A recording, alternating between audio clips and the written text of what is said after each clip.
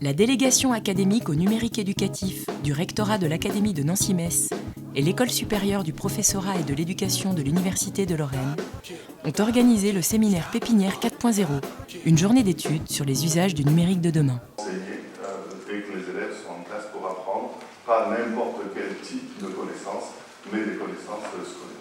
C'est passionnant autour des mythes, des impressions que tout le monde a sur le numérique sans avoir forcément des éléments de recherche. Et là, on a eu beaucoup d'apports et d'informations. Juste ce qu'il faut d'impertinence par rapport à la thématique. Je trouve vraiment parfaite par rapport au sujet de la conférence. Et qui fait qu'on pourrait passer à côté. Les symptômes, on peut les avoir à deux niveaux. On peut soit faire soi-même le travail et c'est très lourd, soit... qui a ouvert, le monopole est quand même beaucoup à la Française des Jeux, on verra ça. Donc... Alors le premier but de ce séminaire, c'est de faire un séminaire de formation avec une première partie qui consiste à définir quels sont l'état de l'art, les questions et les réponses que l'on peut avoir en ce qui concerne le numérique et l'apprentissage dans le monde scolaire, et d'autre part d'ouvrir à des questionnements actuels dans le cadre du numérique. On en profite pour renforcer les relations entre l'enseignement scolaire et l'enseignement supérieur. On profite de la présence des enseignants du supérieur et des chercheurs pour pouvoir mieux les connaître et savoir comment on pourra améliorer le développement de l'usage du numérique dans le secondaire. Donc on essaye de montrer aussi, dans le cadre de ce séminaire, des usages de demain. C'est que d'abord ils n'emploieront pas forcément les mêmes mots que vous, quoique la plupart des élèves au niveau collège ne pensent pas à reformuler. Donc...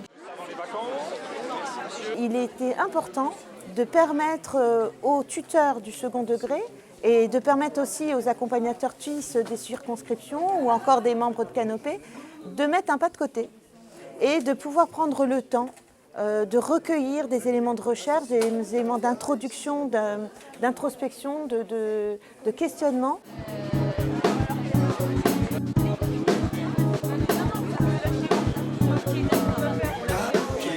Pour voir si les interactions qu'on pouvait faire sur tablette tactile pouvaient aider les élèves dans l'apprentissage de la géométrie dans l'espace. Voilà. Alors on s'est plutôt orienté vers des élèves qui étaient primaires, collège. Voilà.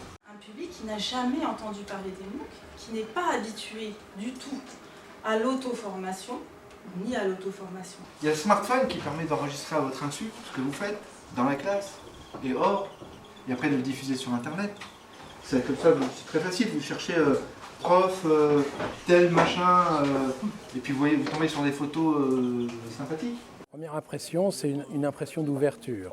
C'est bien qu'on ait des temps comme ceux-là, de temps en temps, pour se poser, s'arrêter, et puis regarder ce qu'on fait avec l'aide des chercheurs, des universitaires. Qu'est-ce qu'un service game pour vous ? Qu'est-ce que c'est ? Quelle forme ça prend ? À quoi ça sert ?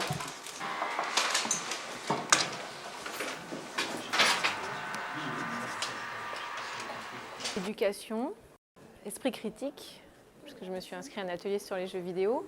C'est pareil, ils se sont dit voilà, c'est important, j'en aurai besoin plus tard, il faut que je le fasse, je n'ai pas forcément envie, c'est un peu émergent, mais je vais quand même le faire.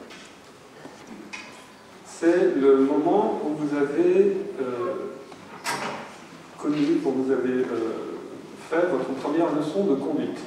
Riche, dense, c'était un peu trop court, notamment quand les échanges ont commencé à se développer avec les différents animateurs.